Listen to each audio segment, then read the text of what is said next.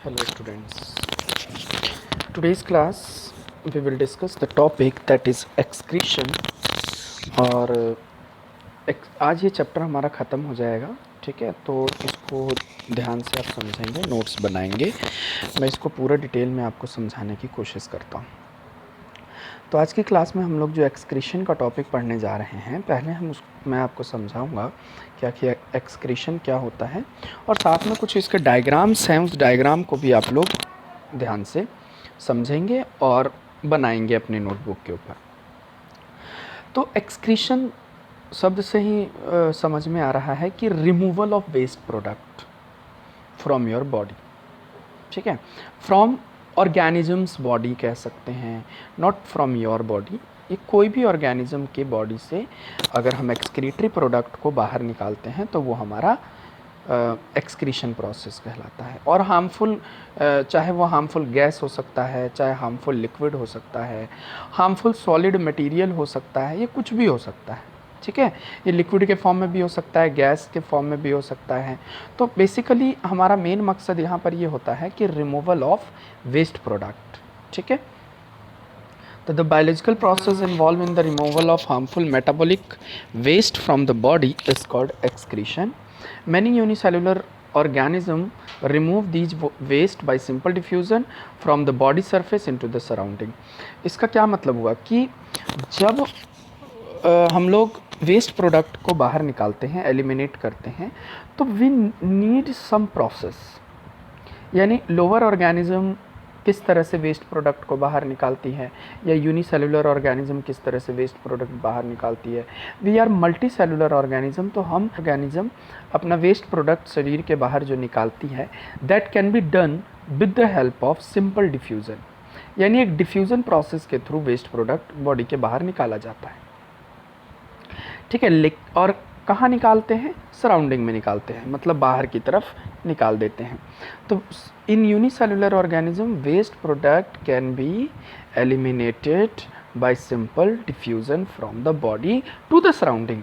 मतलब शरीर के अंदर से वेस्ट प्रोडक्ट को बाहर निकालना। सराउंडिंग मतलब हुआ क्या? बाहर निकालना। बाय द प्रोसेस, किस प्रोसेस के थ्रू? Bye simple diffusion. ठीक है, लेकिन हम इस टॉपिक के अंदर ह्यूमन बीइंग के बारे में पढ़ेंगे।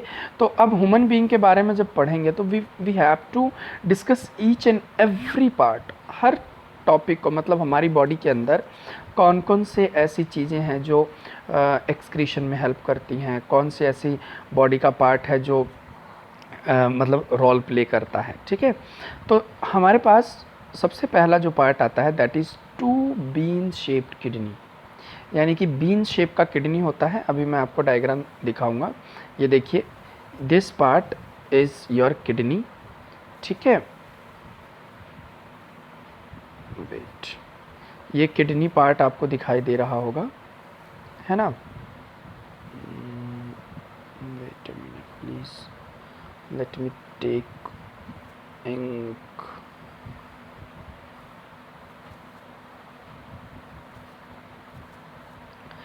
तो किडनी से हमें समझ में आ रहा है कि भाई वेस्ट प्रोडक्ट हमें जो मेन इम्पॉर्टेंट रोल प्ले करता है that is kidney.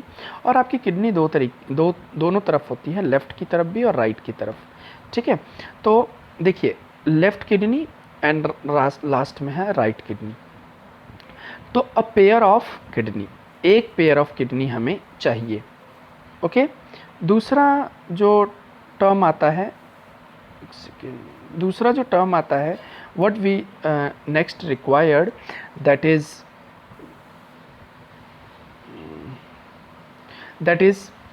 Urinary bladder. ये देखिए, ये जो आपको बड़ा सा दिखाई दे रहा होगा, दिस इज़ यूरेनरी ब्लैडर। ठीक है, और एक ट्यूब यहाँ पर दिखाई दे रही है, this tube is known as ureter. दो यूरेटर हो गई। ठीक, तो ध्यान में रखिएगा। और लास्ट में यहाँ सबसे नीचे आपको दिखाई दे रहा होगा यूरेथ्रा। तो ये दो तीन चीज़ें जो हैं वो इम्पॉर्टेंट रोल प्ले करती हैं। पहला होता है आपका two a pair of kidney, दूसरा आपका हो गया यूरेटर, तीसरा यूरिनरी ब्लैडर और चौथा यूरेथ्रा। ठीक है, ओके, नाउ टू यूरेटर समझ में आ गया, यूरिनरी ब्लैडर समझ में आ गया, एंड यूरेथ्रा समझ में आ गया। तो हमारे पास ये 4 चीज़ें हैं जो इम्पॉर्टेंट रोल प्ले करती हैं। अब ये डायग्राम आप लोग बनाएंगे और इस डायग्राम से समझने की कोशिश करेंगे कि किस तरह से ये सारे बॉडी के पार्ट हमारे काम करते हैं। ठीक है, नाउ नेक्स्ट जो अब हम लोग पढ़ेंगे दैट इज़ किडनी। जैसा कि आपको पता है कि 4 पार्ट इम्पॉर्टेंट रोल प्ले करते हैं, तो जिसमें सबसे पहला हमारा क्या आता है, किडनी। तो kidney are located in the abdomen, one on either side of backbone. मतलब बैकबोन के जस्ट पीछे, मतलब मैं आगे की तरफ बात कर रहा हूँ, आपके जस्ट स्टमक जहाँ पर होता है उसके जस्ट थोड़ा सा ऊपर की तरफ आपकी किडनी पाई जाती है। ठीक है, तो 2 किडनीज प्रेजेंट होती है। अब किडनी करता क्या है, तो the function of kidney are to remove poisonous toxic substance, urea, other waste salt and excess of water from the blood and excrete them in the form of yellowish liquid called urine। मतलब क्या, इसका ये मतलब हुआ कि जो हमारा kidney है वो पॉइजनस सब्सटेंस हमारी बॉडी से निकालता है, और उस पॉइजनस सब्सटेंस का क्या नाम है, उस पॉइजनस सब्सटेंस का नाम यूरिया है। साथ में वेस्ट प्रोडक्ट भी निकालता है, वेस्ट सॉल्ट भी बाहर निकाल देता है, और साथ ही में एक्सेस ऑफ वाटर भी हमारी बॉडी से निकाल देता है। एक्सेस ऑफ वाटर का मतलब ज़्यादा मात्रा में जो हमारे शरीर के अंदर पानी प्रेजेंट होता है वो हमारे शरीर से निकाल देता है। ठीक है, और उसी को हम लोग क्या नाम दे देते हैं, यूरिन के नाम से जानते हैं, और जो कि येलोइश कलर का होता है। नाउ जो यूरेटर है, यूरेटर जिसको हम लोग 2 ट्यूब्स मैंने अभी आपको बताई थी, ये देखिए। ठीक है, यूरेटर क्या करता है इसको भी समझने की कोशिश कीजिए। This part is your ureter.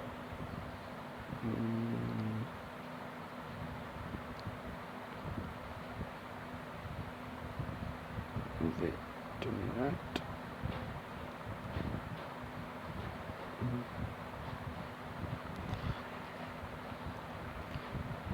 this part is your ureter and ureter is a tube pipe like structure. देखा होगा किडनी के, ये जैसे ये हमारी किडनी है, ठीक है, तो यहाँ से ऐसे करके जो एक ट्यूब निकल रही है, दीज ट्यूब्स एक ऐसे है किडनी मान लीजिए, तो इस तरह से जो ट्यूब निकल रही है इस ट्यूब को हम लोग यूरेटर के नाम से जानते हैं। ये हमारा ब्लैडर और ये हमारा यूरेथ्रा। तो इस तरह से आप एक डायग्रामेटिकली चीज़ों को ईजिली समझ सकते हैं। ठीक है, नेक्स्ट जो आपका अगली जो स्लाइड आती है, अगली जो चीज़ आपको समझनी है that thing is urinary bladder. और यूरिनरी ब्लैडर क्या करता है, यूरिनरी ब्लैडर का मेन काम क्या होता है कि ये यूरिन को स्टोर करता है। मतलब जो भी यूरिन बना किडनी के अंदर और यूरेटर के थ्रू यूरिनरी ब्लैडर के अंदर कुछ समय तक स्टोर रहता है। क्यों स्टोर रहता है, अब ऐसा तो है नहीं कि भाई थोड़ी सी यूरिन बनी और फिर वो बॉडी के बाहर आ जाए, ऐसा नहीं होता है। वो कुछ समय तक लगभग 2-3 घंटे तक स्टोर रहता है, और स्टोर रहने के बाद एक प्रेशर क्रिएट होता है। उस प्रेशर के थ्रू मतलब जब ज़्यादा प्रेशर क्रिएट हो जाएगा तो प्रेशर के थ्रू यूरेथ्रा से हमारी बॉडी के बाहर निकल के आ जाता है।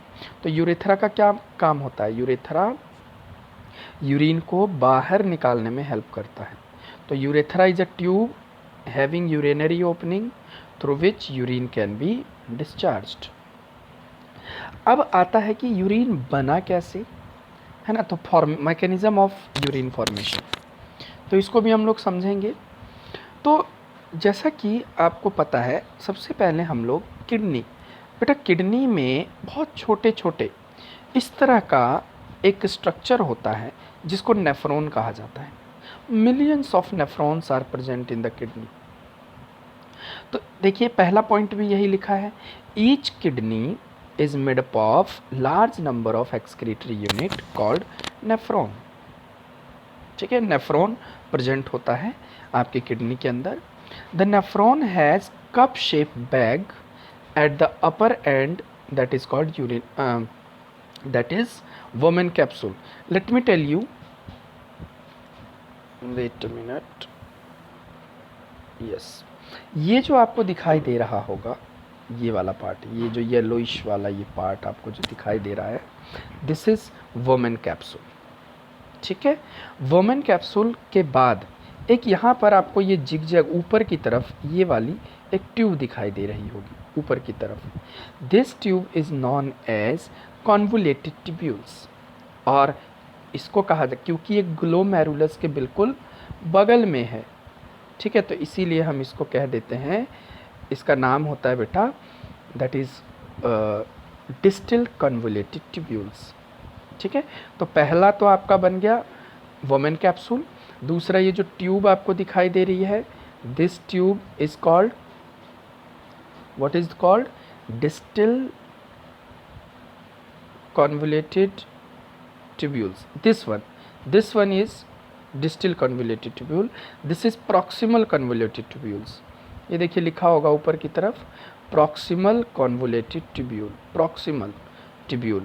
और ये जो आपको येलो कलर में एक हुक लाइक स्ट्रक्चर दिखाई दे रहा होगा, दिस हुक लाइक स्ट्रक्चर, इसको कहते हैं हम लूप ऑफ हेनले। देखिए दूसरे पार्ट में क्या लिखा हुआ है, लूप ऑफ हेनले। पहले पार्ट में क्या लिखा हुआ था, वोमेन कैप्सूल, उसके बाद proximal tubule, loop of Henle, और तीसरे पार्ट में आपका लिखा हुआ है डिस्टल ट्यूब्यूल्स, है ना। ये आपका फर्स्ट पार्ट, ये आपका सेकंड पार्ट, ये आपका थर्ड पार्ट। तो अब आप समझ सकते हैं कि ये जो पूरा बना हुआ होता है हमारा एक ट्यूब लाइक स्ट्रक्चर से बना हुआ है, और इस ट्यूब लाइक स्ट्रक्चर को हमें समझना है और साथ में इसका डायग्राम भी हमें ड्रॉ करके दिखाना है। Okay, now let me tell you the function. तो अब आपको समझ में आ गया कि ये कप लाइक स्ट्रक्चर जो होता है जिसको हम लोग वोमेन कैप्सूल कहते हैं। Now the tube, the lower end of women capsule is a tube shape and it is called tubules. जो वहाँ से ट्यूब बाहर की तरफ आ रही है उसको हम लोग ट्यूब्यूल्स के नाम से जानते हैं। Now the Woman capsule contain a bundle of blood capillaries which is called glomerulus। अब एक चीज़ मैं आपको डायग्राम में और समझाने की कोशिश करता हूँ। यहाँ पर आपको एक रेड कलर और ब्लू कलर का एक ट्यूब दिखाई दे रही होगी। अब देखिए रेड कलर, वोमेन कैप्सूल के अंदर रेड कलर की ट्यूब्स घुस रही है, जा रही है। लेट मी शो यू, ये देखो ये वाला पार्ट, इसको हम लोग कहते हैं ग्लोमेरुलस, मतलब टफ्ट ऑफ कैपिलरीज होती हैं।